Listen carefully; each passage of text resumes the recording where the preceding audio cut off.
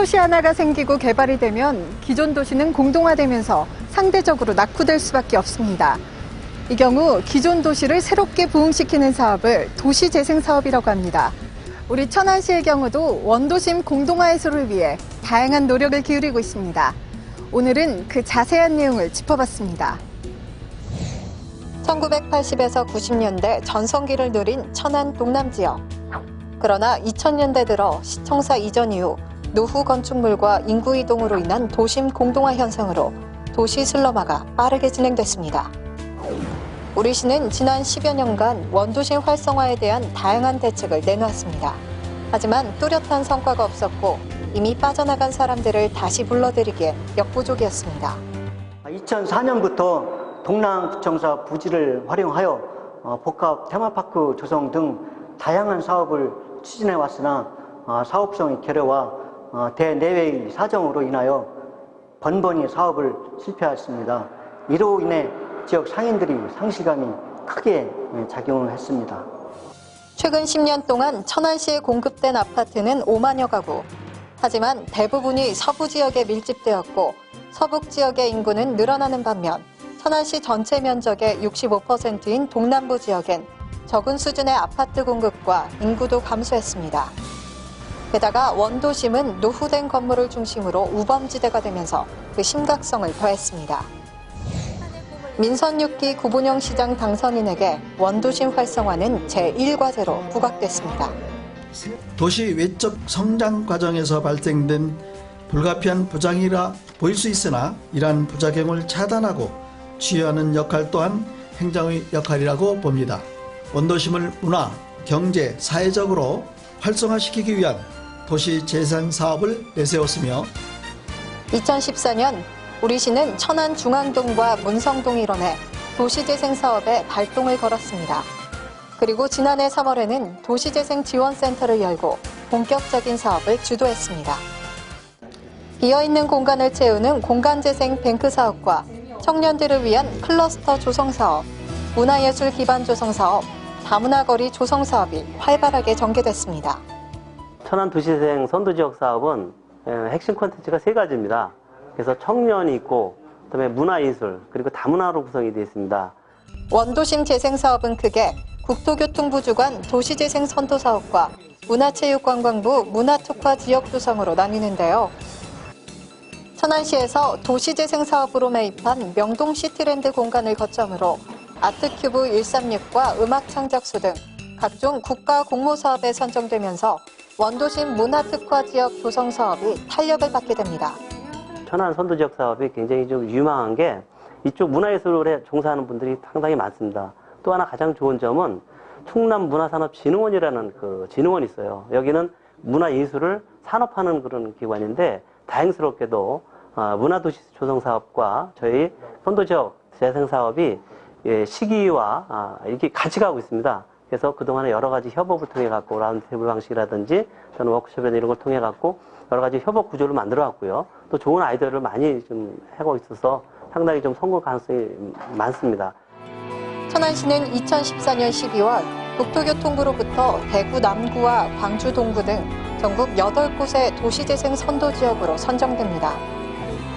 이것에 힘입어 시는 2015년 4월 LH와 업무 협약을 체결하고 올해 초 개발이 지지부진하던 동남구청사 부지 복합개발 민간사업자 공모에 들어갑니다. 원도심 활성화 및 천안시 동서간 균형 발전이 거점적 역할을 할 동남구청사 부지 도시 재생 사업을 중앙부처인 국토교통부와 한국토지주택공사와 함께 추진하고 있습니다. 올해 6월 구본영 시장은 황교안 국무총리의 도시재생 선도지역 사업 현장인 동남구 방문해서 정부 차원의 적극적인 지원을 요청했고 다방면의 지원 약속을 받아냅니다. 정부는 저성장 시대의 새로운 SOC 사업의 일환으로 도시재생 사업을 추진했고 지난 10월 현대건설이 민간사업자로 선정되며 천안시가 최초 민간투자 도시재생 사업 사례가 됐습니다. 공공기능으로 구청, 어린이회관, 행복기숙사 등을 건립하게 되며 또한 주상복합 아파트가 건립되므로 정주 및 유동인구가 크게 증가될 것입니다. 이에 따라 지역 상권 활성화가 많은 도움이 될 것입니다. 사업 구조는 천안시와 주택도시기금 민간사업자가 특수 목적 회사를 설립해 총 사업비 1,900억 원을 조달하는 방식이고, 시가 토지를 현물 출자하면 주택도시기금이 출자 및 융자를 지원합니다. 이와 함께 천안역 주변 개발 사업에 국비와 지방비 126억 원을 투입하는 내용도 포함됐습니다. 민간 사업자를 선정하는 과정에서 사업안은 좀 더 구체적이고 정교하게 다듬어졌는데요. 우선 협상 대상자로 선정된 현대건설은 앞으로 동남구청사 부지 설계와 시공, 분양 및 상가 매수를 담당하게 됩니다. 특히 동남구청사 개발 사업은 그동안 오랫동안 지역 주민들의 수건 사업이었던 사업을 활성화시키는 사업으로서 시민들께서도 불편하시지만은 잘 적극적으로 도와주시면은 저희들이 더욱더 발전된 그런 도심을 만드는 데 노력을 해나가도록 하겠습니다. 천안시는 지난 10일 주택도시기금 심사에 통과해 도시재생 사업에 출자하는 제1호 사업으로 기록을 하나 더 올리게 됐습니다. 거기에 지난 10월 동서간 연결도로가 준공되면서 원도시 활성화와 도시균형 발전을 견인하게 됐습니다. 시는 오는 12월 말까지 동남구청사의 임시청사 이전을 완료하기로 했는데요. 이로써 천안시 도시재생 사업에 본격적인 막이 오른 셈입니다.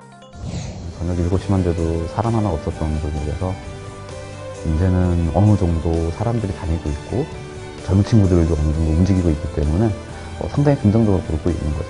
무작정적으로 뭐 재건축이라든지 새로 개발하는 것보다는 천안시에서 생각하고 있는 그 도시재생이라는 부분이 저는 진짜 큰 매력이 있다고 생각하고요.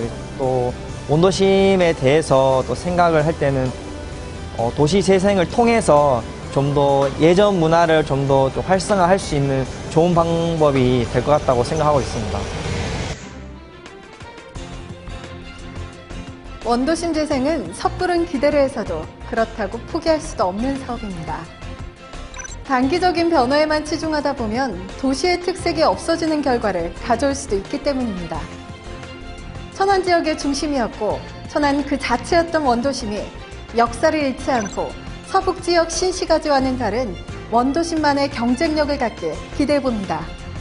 물론 이 과정에서 시민 여러분의 자발적인 참여도 반드시 필요할 것입니다. 함께 해주신 여러분 고맙습니다.